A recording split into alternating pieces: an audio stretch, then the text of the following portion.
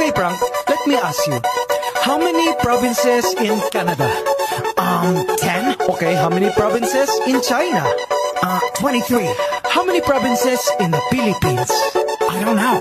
How many? Believe it or not, 81. Abra, Kalinga, Aurora, Laguna, Maguindanao, Ifugao, Isabela, Aklan and Basilan, Sulu, Biliran, Leyte, Cagayan, Bulacan and Palawan, Batanes, Batangas, Bohol, Guimaras, Agusan del Norte, Agusan del Sur, Capiz, Cavite, Bataan, Masbate, Ilocos Norte, Ilocos Sur, Tadlac, Tawi-Tawi, Cebu, Sarangani, Camarines Norte, Sorsogon, Hondos de la Valley, Quezon, Zambales, Camarines Sur and Bukidnon, Zamboanga, Sibugay and Del Sur, Albay, Zamboanga del Norte din, Despampanga, Nueva Ecija, Nueva Vizcaya and Camiguin. These are the Philippine provinces. Every Pinoy in the world comes from one of them. Mabuhay! These are